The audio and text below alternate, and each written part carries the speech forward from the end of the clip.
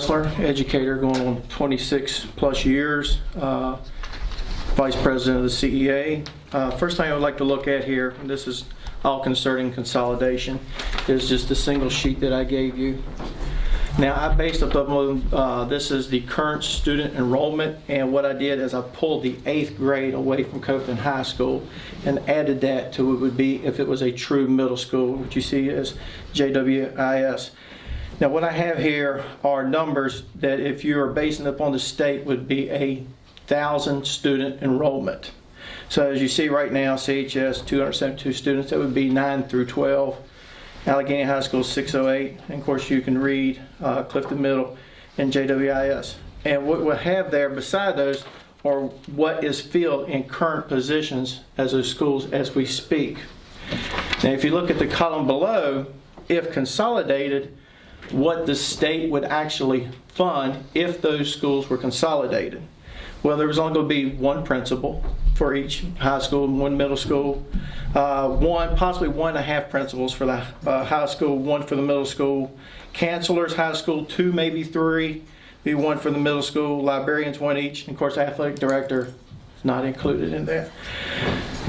Just to make a long story short, you know, if those positions were to be kept, because we keep hearing promises that no one would be cut, and that everyone would keep their jobs. If those positions were not to be cut and there's no one to retire, there's no attrition, blah, blah, blah, blah, blah, yada, yada, yada. You know what I'm getting at there? There's 11 positions that has to be funded that the state does not fund for. Now, if consolidation occurred and we go up on Allegheny's administrative scale, on the low end, it's going to cost an extra $577,000 to keep those positions. On the high end of that scale, that's going to be $785,000 to keep those positions. Now keep in mind, this is just administrators. This does not include teachers, maintenance, custodians. If the school's consolidated and the promise was to keep everyone, think about how are you going to house 8 science teachers in a building? It's not feasible. It is just not feasible. So that's the first thing I want you to look at as far as that. On the next agenda there, let me get my reading glasses out here. Consolidation agenda that I have. Data states that if 16 teachers will retire or be cut from jobs without replacing them, that $1 million could be saved. Well, what if the teachers are from the same area of expertise? That cannot happen. What if teachers choose not to retire due to health benefits? You know, there are some circumstances out there. I mean, there are some teachers. Let's take for example, we have couples that work in our system. There are some couples, they both work for Covington City Schools, both work for Allegheny, one spouse at Covington, one at Allegheny. Well, they may not take that early retirement knowing that there's a spouse that can still draw insurance. You know, there's different options there. What if there's an early retirement incentive and many of those teachers could retire at 53, but the incentive does not extend to age 65 Medicare age? What if teacher retires but needs replaced? There's no guarantee that the new hire is going to be at the bottom of the scale. No guarantee. What is there in Allegheny County to draw teachers here? What is there?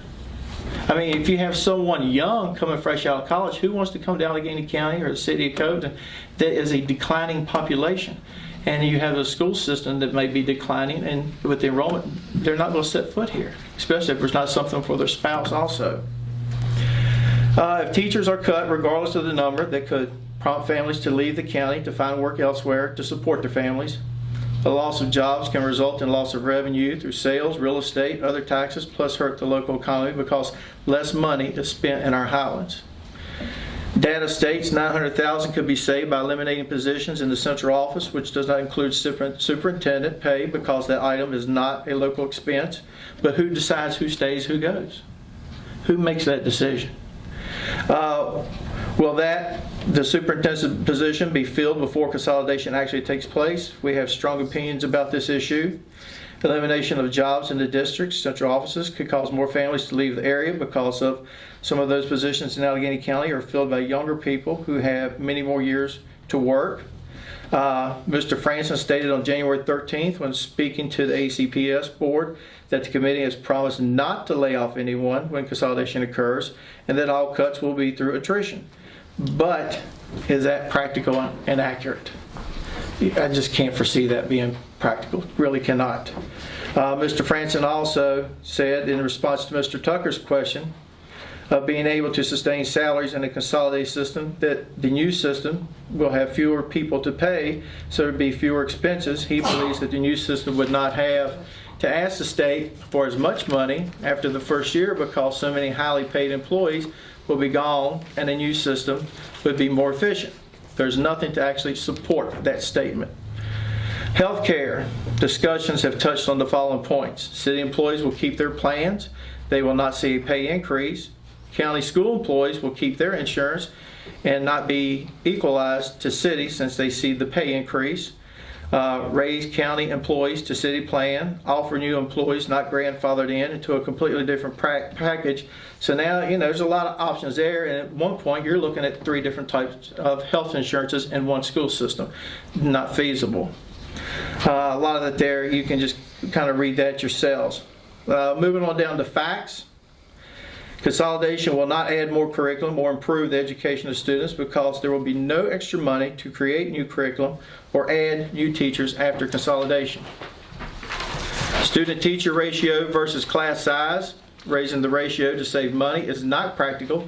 Taking the total number of students and dividing that number by the total number of teachers gives false number of the daily number of students in each class. Consolidation will not bring new businesses to the county. The main reason businesses do not locate is because there is a decline in population in the county and the city. The no activities for young professionals, 4 after work hours. There is no workforce to support a business. Has the committee asked those professional hires at West Rock why they choose to live in other areas? If you look at some of our major corporations, their employees live a lot outside the area. I mean, the workforce here in the city and the county has declined. If consolidation occurs, the county will not help pay for the Edgemont JWS debt, but will be using the facility. If there is a merger and one facility needs capital improvements, whether it is CHS or HS, who's going to foot the bill? Can the city afford capital improvements at AHS? It appears, and please take note of this, it appears the county expects to house the secondary students at AHS based upon current actions, such as building a new field house and weight room. Otherwise, if there's a chance you're not going to use it, why build it? But they're progressing with that, so it's under assumption it's going to be there. There will be no capital outlay from the state for any building improvements, even though the governor recently proposed funds for replacing school roofs, similar projects in the next budget cycle, and those funds have yet to be approved or allocated. Funds and analysis. Apparently there's about $280,000 left in the committee's fund for the remainder of the study, and it will cost approximately, and you can correct me if I'm wrong, some of you here, maybe $200,000 or more for the facility study. What happens if the money runs out and the study cannot continue? The committee plans to ask for $500,000 per year for the early retirement incentive. What if a future legislature does not fund it? What happens to those people who took the early way out? Has the committee done any serious examination on how the county and city would pay for a joint school system when the state money runs out, whether it's 6 years or into the future? Committee focus and attitude. Apparently the committee chair believes our community spreads rumors that are not true about consolidation. How can people spread rumors when the videos are public to the Allegheny Journal? People repeat what they hear on the videos, which is not always clear or coherent because the committee appears unsure of what they are doing. Their accusations has created a climate of distrust for any actions they take. The committee has not done a good job of answering questions. At the one and only public hearing, there were many questions asked and a promise of answers to those questions. Why have those questions not been answered? And at the last public hearing, there was a majority against consolidation, and they need community support to continue that. Moving down there a little bit, the committee has not been upfront about their progress. How can anyone know any additional details when the committee goes into executive session for informational studies that are paid for by tax dollars? This committee is not discussing personnel issues, so why do they need executive sessions with every detail? Everything should be public. Moving over to the next page there. Ending. Delegate Alston has requested a vote from the school boards, city council, and board of supervisors for a show of serious support and intent to consolidate. This request keeps getting avoided and pushed aside during committee meetings. As one committee member stated, why are we putting the cart before the horse? And if the study keeps going and gets voted down later, this is an embarrassment for Delegate Alston and is a black eye for our community and school systems. And ACPS administrator has also stated that it is important to determine if all 4 boards support consolidation before the state is approached January 13th, 2020. One stated a concern that without that commitment from the 4 boards, it is difficult to ask staff to work extra hours when a plan may not be approved by legislation. The same is true for our central office staff. How many hours have already been invested outside of contract hours? And in a year's time, the committee has accomplished little. Do we continue to stay on this path? And our question tonight is, what do you think? Those of you who hold the fate of our children and employee in your hands, where do you stand on this issue? Do you want to be known as the board that shut the doors on Covington High School? And along with that, I ask, and this does not have to be in closed session, I, along with my peers and colleagues, request a motion be made tonight to stop consolidation. All I need is one person to make a motion, then the rest of you must vote. One motion. One motion to stop it. And then and whether you shut it down or it goes forward, then it moves to City Council. But I'm asking for one person to make a motion to shut it down tonight.